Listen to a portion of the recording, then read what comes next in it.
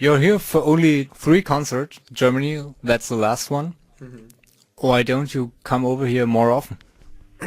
Uh, well, I just go where my managers tell me to go. I really don't have much say. I mean, I do have say if I wanted it, but I don't take that opportunity to exercise my power. I just go where I'm told, and Germany. That's one of the places we play more than we play other places. But didn't we just played some gigs in Germany a few months ago? So you can't say it's only three. We also played Berlin um, and a couple other places just a few months ago. So like 3 months ago. So yeah. So we love Germany. I especially love Germany. What's the thing where you use your power? If you say touring is not? Um, I'm just saying that's a power that I could have, but I don't use. But obviously, but not a subject I want to discuss. On the new album, you wrote a lot of more tunes. I read. Why? And why not earlier? Oh, I will say that. Never mind. What? I read that you wrote a lot of stuff for Stadium Arcadium, Yeah. but on the albums before, you didn't do that much. They've said that to me on every album that I've ever made. When we made Blood Sugar, they said, now you're writing a lot. You didn't write much on Mother's Milk. Then that was the only time it was true. Ever since then, Flea and I write half and half all the music. He writes half, I write half. Sometimes I write a little more, but we don't try to figure out who writes more than the other one because it's pretty much equal. Anthony writes the vocals. But it's fun. It's so. You're the first person who said it about Stadium Arcadium because most people know that I have a lot to do with the writing of By the Way, but people said it about Californication that I had written more than on Blood Sugar, and on By the Way that I'd written more than Californication, and it's never true. I've had a lot to do with all the albums since Blood Sugar. I write at least half the music. So does your sound come through on Stadium Arcadium more, or where do I get the impression from? What do you think? I think you get the impression from there's a lot of attention drawn to me because I play a lot of guitar solos. And on the other albums, I was into doing a more subtle kind of guitar playing. And it was just a stylistic choice, where I liked simple guitar playing, or like on By the Way, I liked chords that emphasized a certain type of harmonic structure. And on Stadium, I'm into soloing and wah-wah pedals and feedback and distortion, and that people's ear gravitates towards that. So it sounds like it's more me than other albums have been, but it's really more just that in a certain way I'm unleashing more of my energy on this one. Like on the other albums, maybe like I always put a lot of energy into our shows, when we'd be touring for an album, but on albums a lot of the time it was more thoughtful and more trying to come up with an interesting style of music, whereas now it was just like solo, feedback, let the guitar scream and play fast and stuff like that. So that was just like that was just the style that I happened to think of this time. Who knows what it'll be next time? It doesn't really make any difference to me whether or not I'm drawing attention to myself or not. But that's just the way it worked out.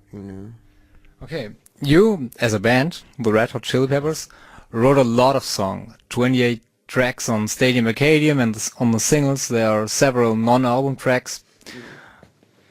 Where does this power come from after 23 years of being a band to write that much good songs? Thanks for calling them good songs. It's just what we wrote. I definitely, I'm a hard worker, and I think, in the case, I'm always writing more music than the band would, would even have time to do. I mean, I spend all, like when we're making a record, I spend all day playing guitar, and I only bring a small percentage of what I write into the studio. Like if I might come up with 20 ideas one day, but I'll only bring one of them into the studio the next day. I'll just bring whatever's the very best, you know. And and on this album, we're getting along really well, and I think, you know, I feel like everybody wanted to you know, wanted to work as hard as I was, you know. So like every you know, Anthony, like where on other albums he stopped at a certain point, you know, where he'd write on other albums, like he'd write like about 19-20 vocals for songs and lyrics, you know, and that would be more than enough for an album, and he'd just stop there. On this album, he didn't stop there. He was inspired by the music, so he wanted to write. He wrote 38 complete songs, you know, and sang them all. So I think more than anything it has to do with that, because as a band we can come up with music endlessly, you know. If we get together in a room and jam every day, Flea and Chad and I can come up with as much music as there is days of the week, you know. But we could easily come up with a song a day, you know, indefinitely. But lyrics are a different thing, because lyrics take a lot more thought and a lot more time to do. A song, we can come up with a great part while we're jamming, and then come up with another part to it automatically and go on inspiration, and an hour later have a complete musical song. Whereas lyrics, especially when you're writing a lot of songs, it takes more time and thought and patience, and a lot of the time one song of lyrics is written over a period of months, you know. I'm changing lyrics of songs to mine right now that you know were started 3 years ago, that now as I look through the lyrics, I feel like they need to be a little different. Lyrics are a real, you're a lot more naked with lyrics. You really need to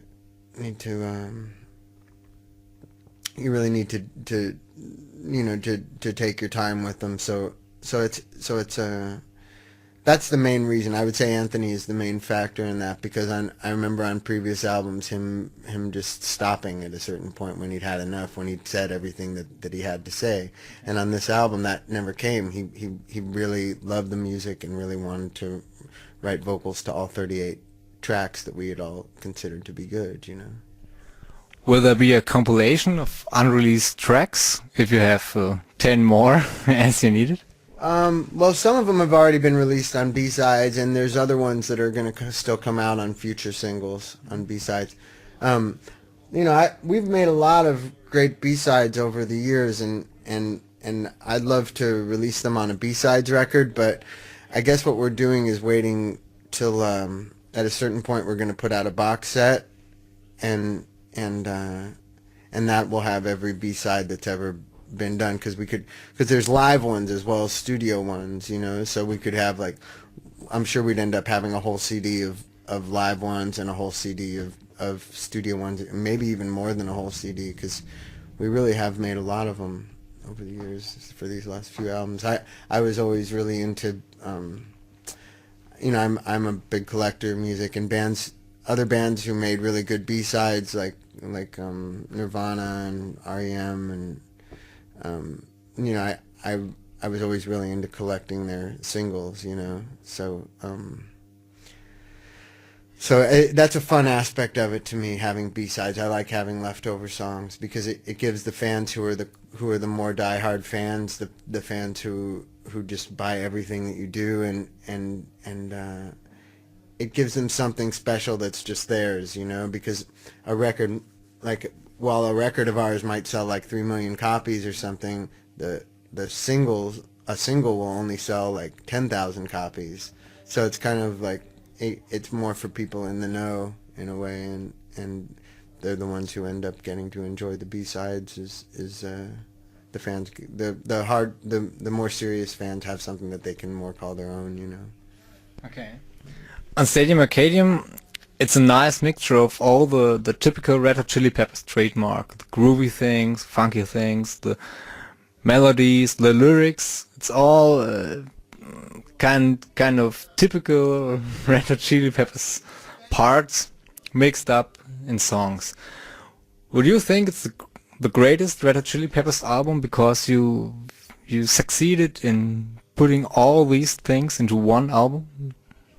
I do think I mean to me yeah, I like the fact that it's an amalgamation of all these different styles that we've done before, that before might have been more separated, and I feel like in a lot of ways on this album we've formed a union between styles that on other albums might have been separate songs, or and I feel like we've put everything that's good about the way that we play together in the album.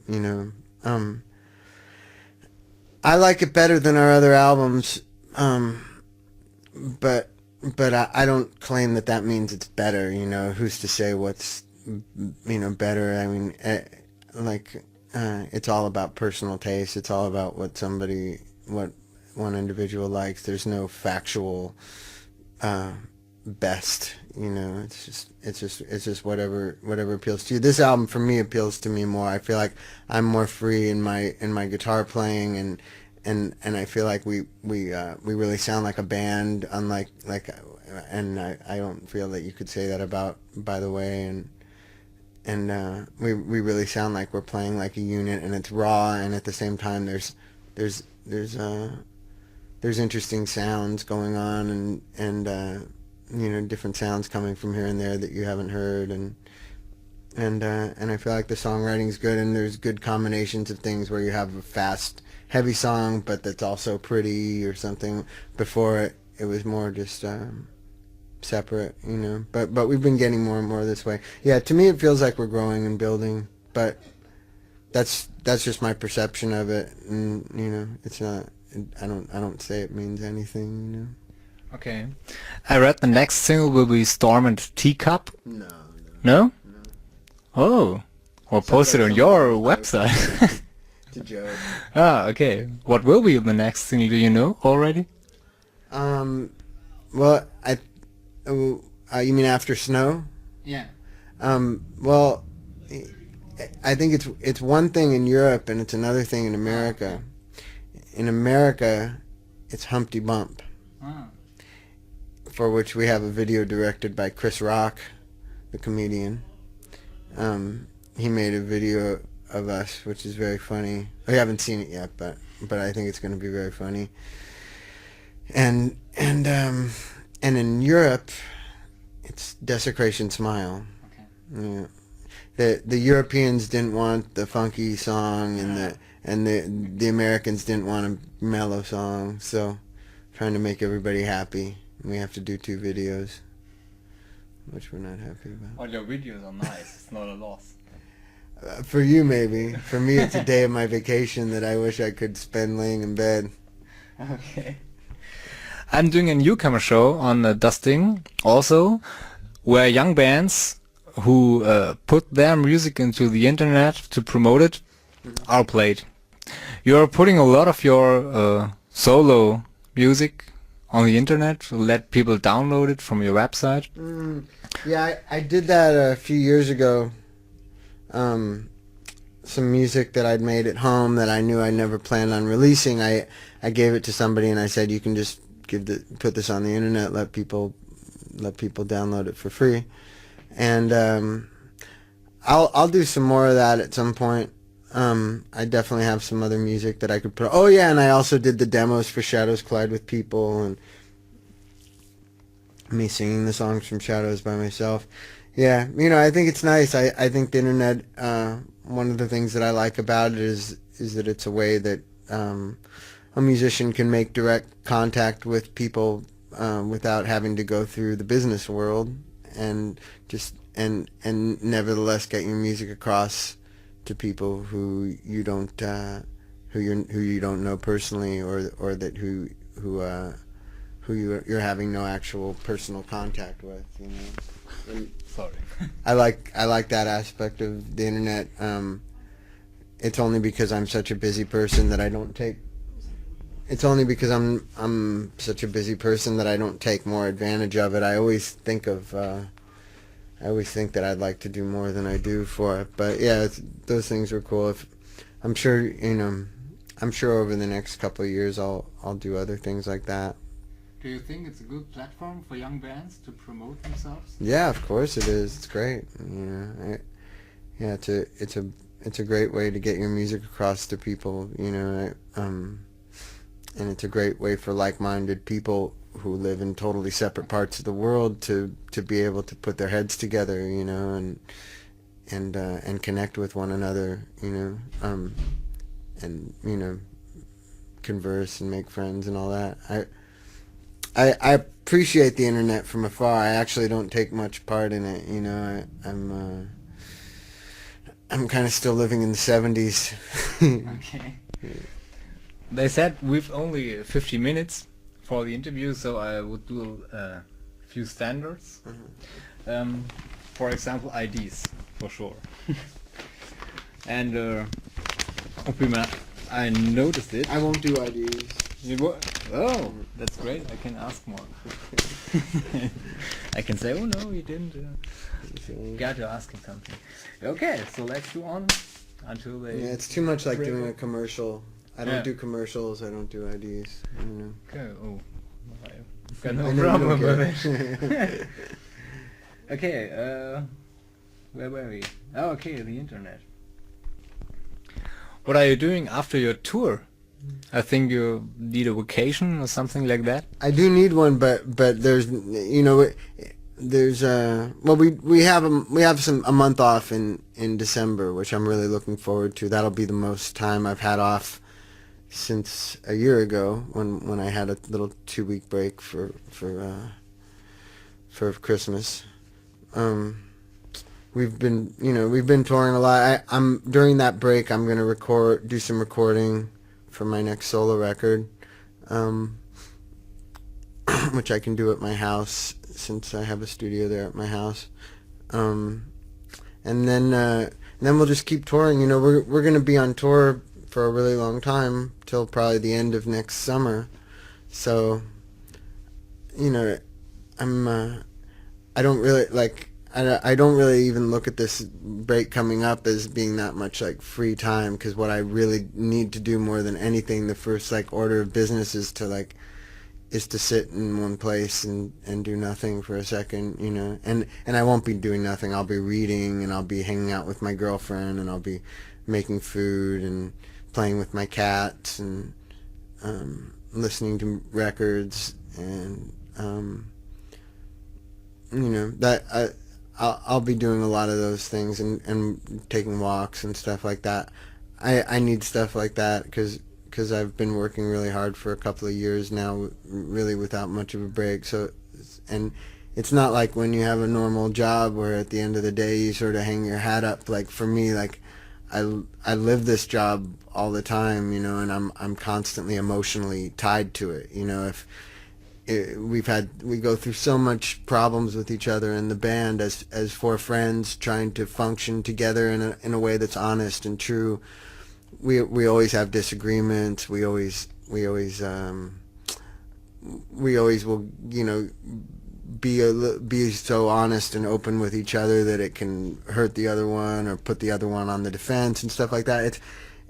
And so we go through a lot of strange cycles with each other. Sometimes we just imagine that the other guys have some kind of problem with us, and there's really nothing at all. Or sometimes there is, and you've got to dig for it until you find it. So it's a lot like being married to 3 other people, you know, which, as anybody who married knows, that's a full-time job, you know. And so I'm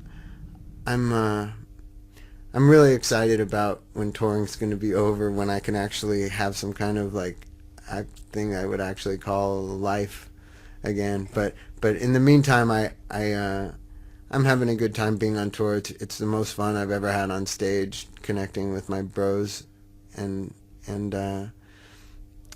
you know, we've had a lot of fun lately getting into the improvisational aspect of our playing, and as people, like I said, we're very open with one another, so that really helps to make it a lot of fun, and you know, I'm happy with the direction that I'm going on the guitar and stuff, and interested in changing it into a new, you know, into other directions.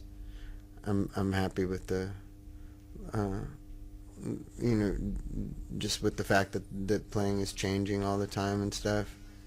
And I'm happy on tour to have time to read and meditate and stuff like that. But in general, I'm unbelievably tired, as everybody in the band is right now, because we've been doing this now.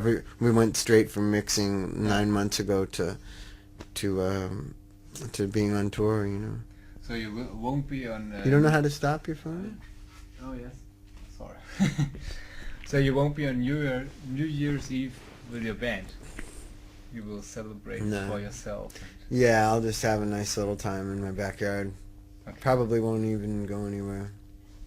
I desperately need to sit in one place. It's gonna be really nice.